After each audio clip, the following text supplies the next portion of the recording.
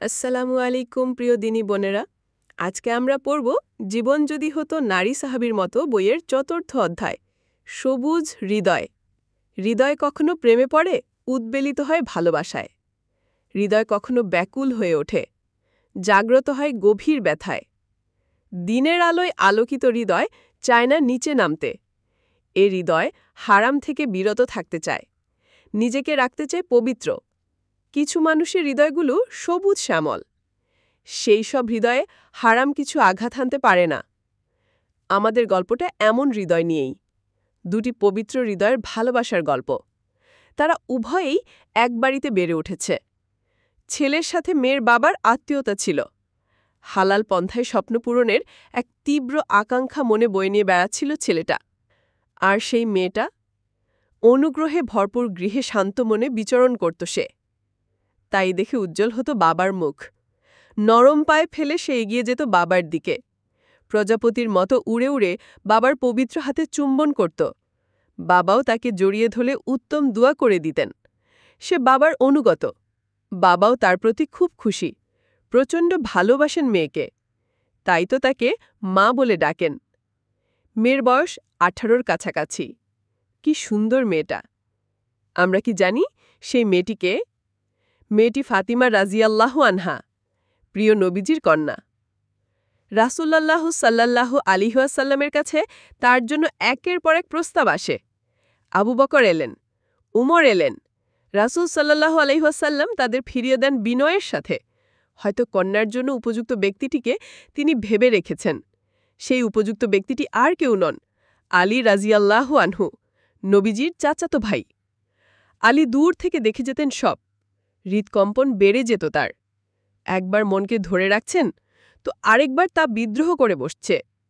এক পর্যায়ে আর না পেরে পবিত্র জবানে চেয়ে বসেন ফাতিমাকে, নিজের স্ত্রী রূপে, নয়ন জোড়ানো সঙ্গিনী রূপে। সেদিন আলীর বুকের ভেতরে চলছিল হাতুড়ি পেটা। তবু সলজ্জ হয়ে বসেছিলেন রাসূলের পাশে। মুখে কোনো কথা নেই, জিহ্বা থেমে গেছে, ভাষা হারিয়ে ফেলেছেন যেন। নবী সাল্লাল্লাহু আলাইহি ওয়াসাল্লাম বুঝতে পারলেন লজ্জায় আলী কিছু বলতে পারছে না। দয়ার্দ্র চোখে তাকিয়ে মুচকি হাসলেন তিনি। নরম সুরে শুধালেন, ইবনু আবি তালিবের কি প্রয়োজন? আলী মৃদু স্বরে জবাব দিলেন, রাসূলুল্লাহ সাল্লাল্লাহু আলাইহি ওয়াসাল্লামের মেয়ে ফাতিমার কথা বলতে চাইছিলাম। কেমন করে যে কথাটা বলে ফেললেন আলী! হৃদয় কেঁপে চলছে অনবরত। ক্ষণিকে নীরবতা। উৎকণ্ঠায়, অপেক্ষায় সে নীরবতাকেও অসীম মনে হচ্ছে। নবী সাল্লাল্লাহু আলাইহি ওয়াসাল্লাম সে নীরবতা ভাঙলেন অবশেষে। নরম সুরে বললেন, মারহাবান ওয়া আহলান। আলীর হৃদয় সে কথা প্রবাহিত হল শীতল ঝর্ণাধারার মতো। হৃদয় ধন্য হল সকল আবেগ অনুভূতি। আলী বুঝে গেলেন রাসূলুল্লাহ সাল্লাল্লাহু আলাইহি ওয়াসাল্লামের মনের কথা। তিনিও যে আলীকে জামাতা হিসেবে দেখতে চান, এই ছিল সূচনা। কিছুদিন পর আলী আবারও গেলেন প্রস্তাব নিয়ে। তখনই বিয়ে সম্পন্ন হয়ে গেল। মোহর ছিল একটি বর্ম, আলীর মালিকানায় থাকা হুতামি নামক এক বর্ম। রাসূল সাল্লাল্লাহু আলাইহি ওয়াসাল্লাম তার কাছে সাধ্যাতীত কিছু চাননি।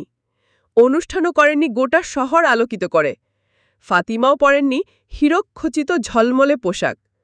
অন্য মেয়েদের সাথে নিজেকে তুলনায় চাননি কোনো জাঁকজমক। অহেতুক সব বাড়াবাড়ি থেকে মুক্ত ছিল তার বিয়ে। বিয়ে তো কোনো কেনাবেচা নয় কোনো ব্যবসায়িক চুক্তি। ফাতিমা এখন আলীর ঘরের রানী। সবাই খুশি না হয়ে কি পারে? এ যে রাসূলের চোখের মনির বিয়ে। আনসারী সাহাবীরা আয়োজন করল ওয়ালিমার। আনন্দঘন দিনটাতে ছড়িয়ে পড়ল পরিশুদ্ধ লিবায় সুবাতাস। ওয়ালিমায় একত্রিত হল নানা শ্রেণীর মানুষ। এই উত্তম বিয়ের আনন্দে কে না শরিক হতে চায়? ইসলামী বিয়ের পরিবেশ তো এমনই, সাদামাটা অথচ আনন্দঘন আয়োজন। যে ঘরে বিয়ে হল তাতে ছিল না কোনো দামি আসবাব। অতিথিদেরও অভ্যর্থনা জানানো হয় কি দামি গালিচায়। দামি পাথর, বর্ণিল ছবি, কোনো কিছুরই বাড়াবাড়ি ছিল না সেখানে। ছিল শুধু একটা বিছানা, খেজুর পাতার বালিশ আর চামড়ার পানপাত্র। এই তো বাড়ি, কি পবিত্র সেই বাড়ি! রাসূলুল্লাহ সাল্লাল্লাহু আলাইহি ওয়াসাল্লাম গেলেন বরকনের কাছে। পানি দিয়ে অজু করে সেই পানি ছিটিয়ে দিলেন আলীর শরীরে। তারপর বললেন, আল্লাহ, আপনি তাদের মাঝে বরকত দিন, তাদের উপর বরকত বর্ষণ করুন, তাদের বংশেও বরকত দান করুন। ফাতিমা এগিয়ে গেলেন সলজ্জ পায়ে, সুতীব্র লজ্জায় কাপড়ে হোঁচট খেয়ে পড়েই যাচ্ছেন যেন। রাসূলুল্লাহ সাল্লাল্লাহু আলাইহি ওয়াসাল্লাম তার শরীরে পানি ছিটিয়ে দিলেন, দোয়া করে বললেন, ফাতিমা, আমার পরিবারের উত্তম মানুষটার সাথে বিয়া দিলাম তোমায়। পিতা হয়ে কন্যার বিয়েতে বরকতে দোয়া করে দিলেন, জানিয়ে দিলেন উত্তম ব্যক্তি বাছাই কসুর করেননি তিনি। আনন্দে দিন কেটে যাচ্ছিল তাদের, সুন্দর সব মুহূর্ত। সবাই তাদের পানে চেয়ে মুচকি হাসল। ঘর আলো করে এলো হাসান, হুসাইন, উম্মে কুলসুম আর জাইনাব। ছেলে মেয়ে নিয়ে বাবা মা খুশি, খুশি রাসূলুল্লাহ সাল্লাল্লাহু আলাইহি ওয়াসাল্লাম। নাতি নাতনিরা ছিল তার নয়নের মণি। কি সুন্দর সংসার, কি সুন্দর জীবন। ওয়ালিমা হচ্ছে বিয়ের পর ছেলেপক্ষ কর্তৃক আয়োজিত অনুষ্ঠান, যেখানে আত্মীয়স্বজন, বন্ধুবান্ধব, শুভাকাঙ্ক্ষী ও গরিব মিসকিনদের সাধ্যমতো আপ্যায়ন করানো হয়। আমাদের দেশে এটা বৌভাত নামে পরিচিত। ওয়ালিমা নাবিজির একটি সুন্নাহ। এমন জীবন পেতে আমরা কেন ফাতিমার মতো হই না? তার মতো হলে হয়তো আমাদের জীবনেও আসতো আলীর মতো কেউ।